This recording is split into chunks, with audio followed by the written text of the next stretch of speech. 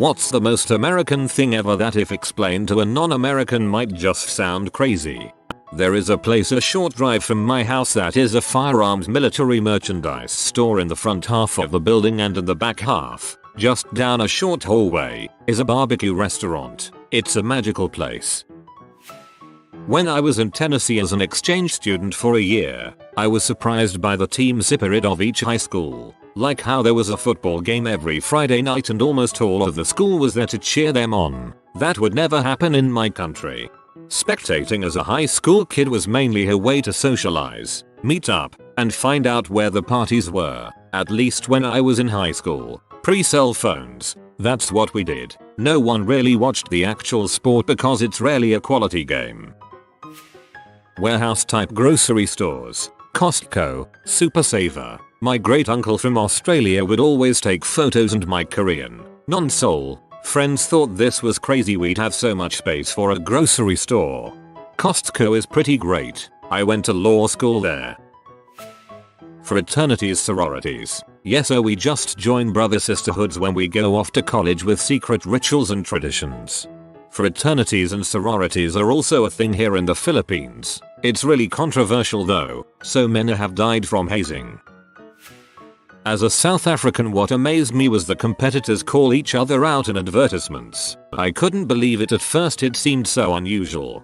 The first rule of advertising is, if you're on top, you don't acknowledge the competition's existence. But if you're not on top, you highlight your strengths differences from the top company. That's why you'll never see McDonald's talk about a competitor in their commercials, but Burger King and Wendy's do. I remember explaining to an Italian friend that in the US we can vote and own a gun and fight in a war at 18 but can't buy a beer, and he was completely at a loss for words. That's a rather recent development. It used to be 18 was the drinking age up until 1986. As a Brit, what shocked me was learning about just how huge your college sports games are. A university college football, soccer, team game here might draw a crowd of a few hundred. A friend who went to the University of Texas told me their American football stadium seats 100,000. What the actual frick? You would probably be even more surprised at how big high school sports are, especially here in Texas. I think I will use this thread and ask something to you Americans. Are the movie stereotypes of cheerleaders and football players true? Do all schools have a football team with associated cheerleaders? And are the people who join them usually popular kids? I'm only right upstairs in Canada, but I've never even heard of a school that has cheerleaders. Also, what is a homecoming dance? Peanut butter and jelly sandwiches, apparently. I'm Australian and I love them. I'm the only Australian person I've heard of eat them though. I remember eating one for the first time and thought, dang, why aren't these popular? Hospitals buy ad space on billboards. I've never left the country, but we must be the only country that has hospitals advertising like Burger King. Yep, here, NZ, you just go to your nearest hospital. I'm from the NL and honestly I have many questions for the US. Most burning on though is, why are your toilet stall doors so dang high above the ground? I don't know and I'm still not used to it. The worst is the size of the cracks between the door. The amount of times I've made eye contact with someone while sitting on the toilet is more than I'd like.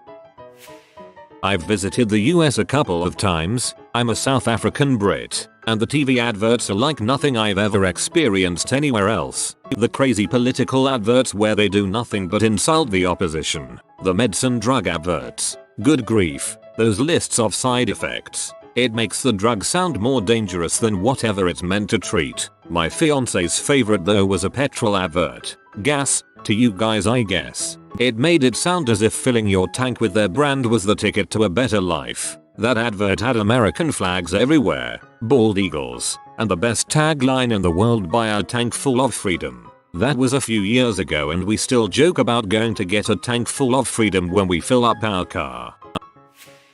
Still weirded out about refills and sizes of drinks specific to soda. The low bar to get a driver's license. Traveling between major cities, the distances are insane, especially just feeling completely alone in the middle of nowhere. Sometimes it's just indescribably marvelous to be driving alone in the middle of nowhere. If my car is in fairly good condition and I am 75 miles from the nearest town, just pull over and stop to enjoy the solitude, even at night if it's clear, to finally be able to see, not just the stars, but the Milky Way too. Health insurance, premiums, deductibles, co-insurance, co-pays, out-of-pocket maximums, in-network, etc. It's an insane amount of knowledge that you need to have to make a good decision about your health coverage. And no one teaches you any of this crap. You have to go and learn it yourself on the internet. The crazy amount of food you guys serve, like the French fries you serve as a side in large glass of Pepsi is enough to fill me up. My girlfriend got a work visa and went to work for the summer in the US. She worked in a restaurant as a waitress, and what made a great impression on her were the huge portions of food that were served on a daily basis to each individual customer. One of my Canadian friends told me that, back in 2003, when we, France, refused to take part in the war against Iraq, some Congress cafeterias and some restaurant in the USA renamed French fries in Freedom Fries. I think it's the most passive-aggressive and American thing you could have done. Plus, fries come from Belgium, not France. Proms and homecoming dances, I don't know if they are one and the same or how many there are. Americans make such a huge deal out of it that pass around awards for whoever is the prettiest dance is the best. The whole thing just seems so bizarre and out of this world to a European that I have to ask if any of you can explain in detail why they are the way that they are. LOL. We just organize with the teachers some school parties that are usually in big clubs once or twice a year, and they turn a blind eye on alcohol because you guys are also really strict on alcohol until you're 21. Another kind odd thing is when you guys are allowed to drink, you just go all over the news in Mediterranean places for causing trouble.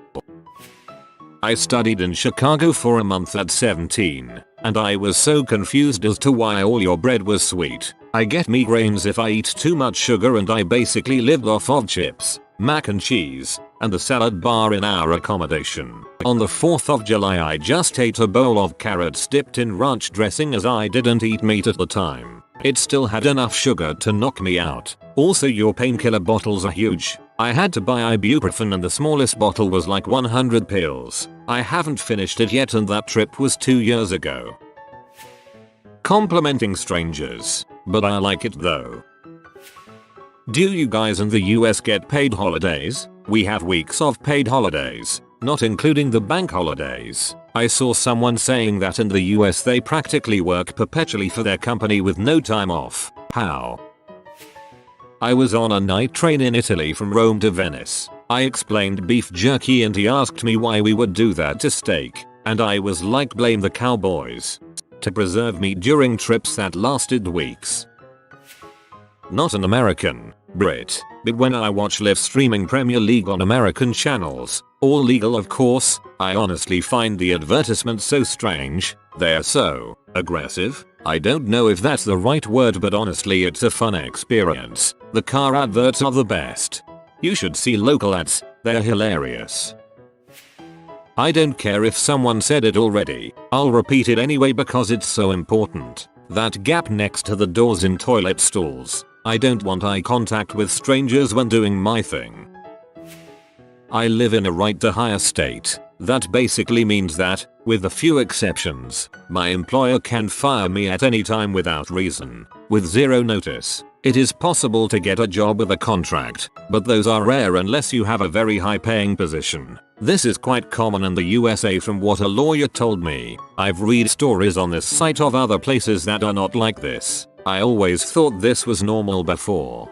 In Sweden, 3 months notice period both ways is the standard. Both employers and employees like having some time to find a replacement. Mowing the lawn. So, I told my friend in China I had to mow my lawn. She had no idea what it meant. I went on to say, you know, a lawn mower, it cuts the grass. She looked at me like I was crazy. She didn't fully understand until I linked her some videos of folks getting their lawn. Perhaps not the most American thing, but not many people they have gardens or yards to maintain, so she had never seen or used a lawnmower in her life. I was thinking, dang, I had to mow the lawn as part of my chores just about every week growing up. Lawns are common in America because we have the space. I believe the modern idea of a grass lawn started in France as a show of wealth and then migrated to the US. I honestly couldn't believe people had to worry about calling an ambulance because of the fees. Like, WTF. Imagine being seriously hurt or sick and hesitating to call an ambulance and having to think about how much it will cost. Can't imagine it. Imagine being diagnosed with cancer and calculating if it would be better for your spouse and kids if you just died. Someone PLZ explained the imperial system and how TF Fahrenheit works. I would like to not set my house on fire setting my oven to 360 degrees. The way American public schools treat children with disabilities is bizarre. I was fortunate enough to be in district that had a separate section for children who couldn't function well in a traditional classroom. However, the expectations were so low as to be laughable. I had a math class with a great teacher but only me and one other kid attended while everyone else was God knows where. During the last few weeks of that class all we did was watch movies like LOTR. Nobody ever checked in on us or questioned why this was happening. It's a shame really. The kids I met were smart and clever but didn't really get the support they needed. Some just had anxiety and couldn't handle test taking. Others, like me, simply needed a smaller classroom size. 30 kids per class was standard at the time, but under 15 for special ed. All were just filed away under a individualized education plan and never looked into again unless there were big problems. I was split between regular and special ed in my final year of high school. The only accommodation I got for my regular ed classes was a little keyboard LCD screen combo to type on instead of handwriting. I aced them all because, surprise, I don't have a learning disability. I had dysgraphia and autism. After a decade plus spent in public schools, no one had figured it out why I did better or worse. All that was done was to shuffle me, and kids like me, around to be someone else's problem. I saw on a post a while ago that some people in Europe thought the big yellow school buses were our folklore and not real, only in the shows and movies. Sorry kiddo. Run down. Barely functional yellow death traps public transportation as the standard round these parts. Firearms weapons? It's actually starting to become a very touchy subject here in the States. But when I was younger we could go to school with rifles in a gun rack, in the back window of your pickup truck, carrying pocket knives everywhere. Even though it sounds bad or strange, a good sized pocket knife in your pocket can be a helpful tool. In Louisiana, we have drive-through daiquiris, which are basically alcoholic slushies. You can also go into a Walmart and buy alcohol, get your nails done, see an eye doctor, get Subway, and buy a gun, whilst your car is getting its oil changed. Couple that stand out to me as a Canadian who has traveled a lot in the US. At will employment in all states except Montana, meaning an employer does not need to have reason to fire you. Edit, not Minnesota. School starting as early as 7 AM some places. Teacher salaries and how that relates to the county they are in. I've spoke with teachers from both Gainesville and Long Island and the difference was stark. Mat leave being 6 weeks many places, which is insane. What really resonated with me was how poor your poor neighborhoods are compared to the affluent areas. The ceiling certainly seems higher in the US for economic prosperity, but the floor is much lower than Canada. School starting as early as 7 AM some places. I'm a teacher and this one kills me. We have overwhelming research that says students do much better starting 9 AM or later. Yet we keep pushing start times back. It's insane. I always wondered why in the US it's obligatory to tip people like you already got your meal in the restaurant for example and you get the check, you just leave the amount in the check and leave the place. What can they do to stop you from doing that? You already got what you requested, right? Is it a moral thing? Or you will be blacklisted or something like that.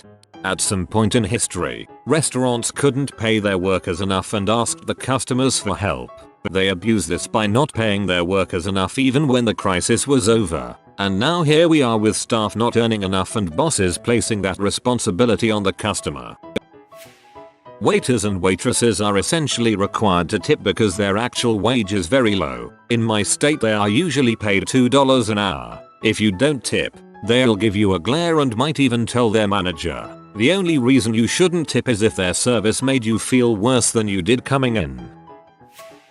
When I visited Texas I did these touristy things and learned about sales tax, thought the store owner was trying to rip me off, and learned about tipping. Apparently I was a bad guy not to rip a waiter. My friend made me go back in and find him and tip him. I still don't know how to calculate a tip, and drove a Walmart fat people scooter and took a selfie, and went shooting at a survivalist gun range in the bush. Learned a lot about the Constitution there, and saw guns for sale in the department stores. And you can buy alcohol pretty much anywhere, like in a petrol station or Taco Bell, but you can't drink it anywhere. And jaywalking laws are stupid. And I tackled a robber in a mall, and everyone told me I shouldn't have gotten involved. The security guys that came late thought I was the robber because I had a backpack, but the first guys kept them straight. And in St. Louis I got on a train. Then once it was moving noticed I was the only white guy in my carriage, and the next carriage was all white people. Some guys in my carriage were cool and we chatted a lot, but one guy just stared at me with the stink eye the whole ride. And I got lost in Texas and asked some guy for directions, but he wouldn't say a word. Another guy told me he was a gang member and I was in the wrong part of town and should leave quickly. And I ate giant plates of meat for 15% the price in Australia. And I saw Denny's Bacon-a-Rama, 15-course bacon base meal, including dessert and smoothies. The bacon was deep fried. Whoa. Goddamn. I'm American and I'm amazed at your experiences, lol. Sounds like quite an adventure. 3,000 freshmen in one high school. Background: I went to HS in Texas during the oil boom in the early 1980s. Simultaneously the rest of the country was in a deep recession. Lots of people moved to Houston resulting in a shortage of classroom space. They ended up shoving a tin of freshmen into one school. Found out later that there were just over 3,000 of us. I had a friend from Europe who could not get over the fact that I regularly drive 30+ minutes just to go to dinner. I live in DFW. There are closer things but it isn't unusual to pick a restaurant across town just to try it. Really just the amount of driving in general was shocking to them. If you are new to the channel, you can subscribe. I publish new videos every day. Until then, check another video.